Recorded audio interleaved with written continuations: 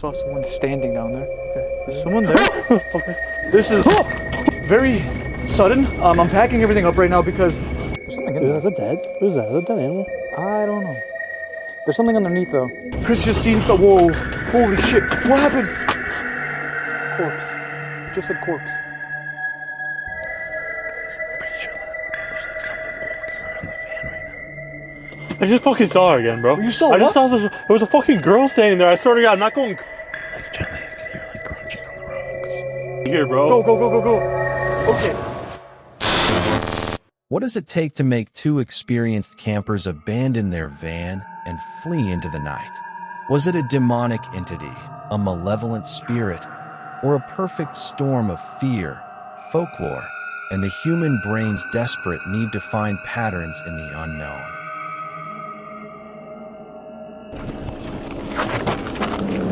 Oh my God! The location is almost a character in itself. The creator tells us this forest is infamous for satanic rituals and missing people. This lore is a powerful primer. Before they even step outside, their brains are preloaded with a script of what to expect. This is called priming in psychology. When you expect to see something sinister, every shadow, every sound becomes a potential clue. And I came across some weird items. Some clothing, this weird box that was sealed with wax, candle, a mask. The first thing I noticed is this thing. Oh, what the hell? Oh my God, that is terrifying.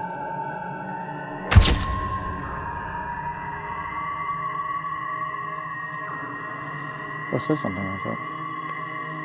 Bro, this is a candle. That is the weirdest looking candle I have ever seen in my life. They find objects they interpret as ritualistic.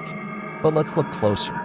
The box sealed with wax shows non-ritualistic drip patterns. The mask is a common mass-produced Halloween mask. These are far more likely to be trash left behind by teenagers seeking the same thrill or evidence of homeless individuals camping in the area. The brain connects these dots into a sinister pattern, but the dots themselves are mundane. Bro, is that a candle right there? Bro, I'm telling you, isn't it? Oh, I see it's down the trail. Right there, I just saw it. Okay. Because the lights are on. I just saw something walk across one of the lights. I swear to God, one of the lights just blacked out. I know that the story says not to do, or like to be quiet or whatever, but I think that more so means like the engine being off and everything. Guys, I'm pretty sure that there's like something walking around the van right now. This is where psychology takes over. Pareidolia is the tendency to perceive a specific, often meaningful image in a random or ambiguous visual pattern. Audio pareidolia is the same for sound. An old van's settling noises become footsteps. The wind hitting a loose cable becomes a tap. A distant animal cry or a far-off truck backfiring becomes a gunshot or a growl. The brain isn't lying. It's desperately trying to match sensory input to the expected script of dangered.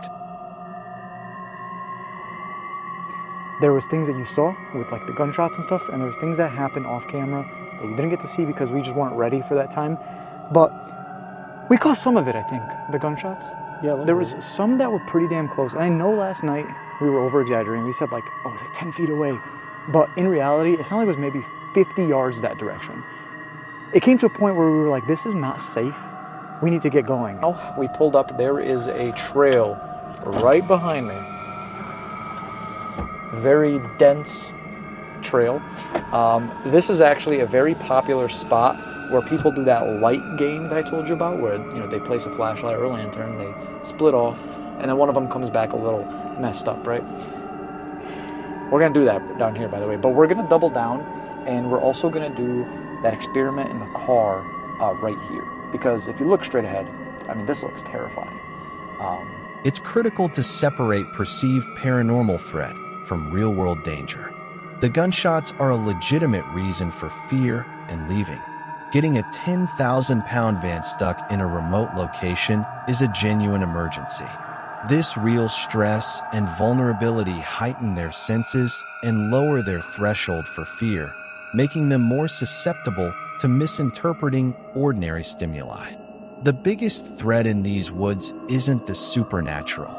It's isolation, mechanical failure, and other people. Is someone there? Oh! Oh my god! What was that? Oh my god! What'd you hear? Did you hear that? What'd you hear? Down there. In the end, the human need for a story is powerful.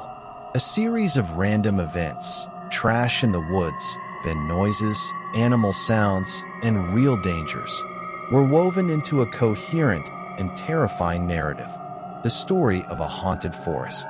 It's a testament to the power of suggestion and the incredible creativity of the human brain under stress. It makes for a fantastic campfire tale, but understanding the science behind the fear makes it a truly fascinating story.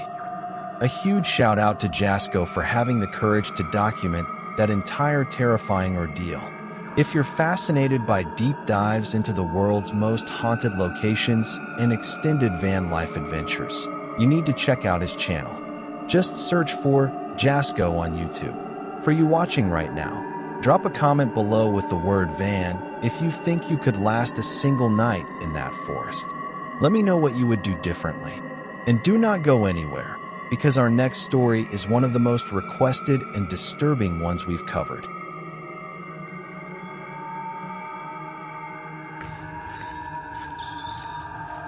I haven't experienced weather in the tent like this yet.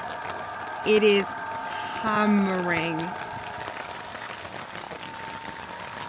Yeah, I think all the important stuff is... That could come in a bit. Eleanor Grace, the creator behind the channel Eleanor Grace Adventures, is no stranger to the outdoors. On May 12, 2025, she embarked on a solo wild camping trip in a forest in Devon, seeking peace and solitude. She documented her experience, expecting a tranquil retreat. But what began as a serene escape quickly deteriorated into a primal fight for comfort and sanity, as nature itself turned against her. This is not a story of ghosts or rituals, but a raw look at how isolation and a violent storm can prey on the human mind. I haven't experienced weather in the tent like this yet. It is hammering tonight, like crazy amounts. I'm testing so much of my equipment. I'm testing this, the wet bag that holds... This is where psychology kicks in. Solitude is one thing, but being alone in a situation you can't control triggers a primal fear response. The mind begins to race, imagining every worst-case scenario: hypothermia, equipment failure, injury with no one to help. The storm isn't just a weather event, it becomes a psychological opponent.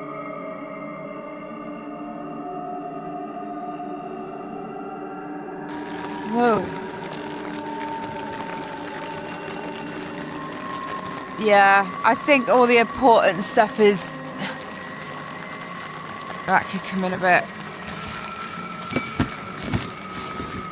Is my bag okay? How nice is that? Yeah.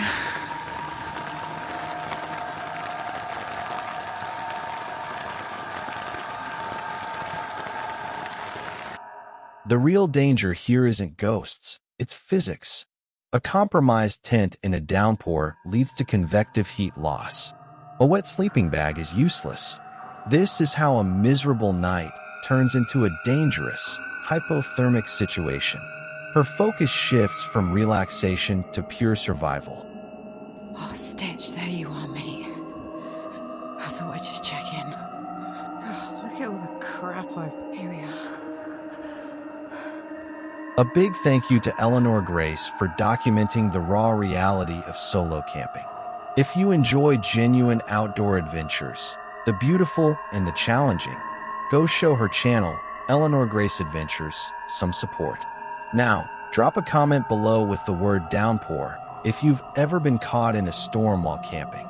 And stick around, because our next story is the one you've been waiting for. Oh no! No, not my expensive. No! Things are not going well down here. And a fisherman whose peaceful day on the water instantly flipped into a fight to save thousands of dollars of gear from a raging river. Our third story comes from the channel Psychosocial, and it proves that sometimes the most disturbing encounters aren't with ghosts, but with the brutal unpredictability of nature and people. What starts as a simple kayak fishing trip quickly spirals into a series of events so bizarre, you'd think they were scripted. The creator from Psychosocial was out for a standard kayak fishing trip on the Guadalupe River. The goal was simple: relax and catch some fish. But rivers are powerful, and a moment of distraction is all it takes for a calm situation to become a full-blown emergency. Anchor, you're not doing your job. Where is my anchor? Oh no! This is a classic lesson in preparation. Your anchor is your primary safety tool in moving water. When it fails, you're immediately at the mercy of the current. His focus instantly shifts from fishing to survival, not from drowning, but from the devastating financial loss of all his expensive gear. No, not my expensive. No! Things are not going well. Rod. The real terror here is entirely practical. Losing a phone, keys, wallet, and hundreds of dollars in gear means being stranded miles from your car, unable to call for help, or even drive home. This is a modern-day nightmare scenario that unfolds in just seconds. But the chaos of the day was only beginning. Later that night, the creator would witness an event so reckless and absurd, it would completely overshadow his own misadventure on the river. He recounts a story of witnessing two drunk men leap onto the roof of their friend's car. As the driver sped off, one man fell onto the pavement, potentially seriously injured. The driver then abandoned them entirely.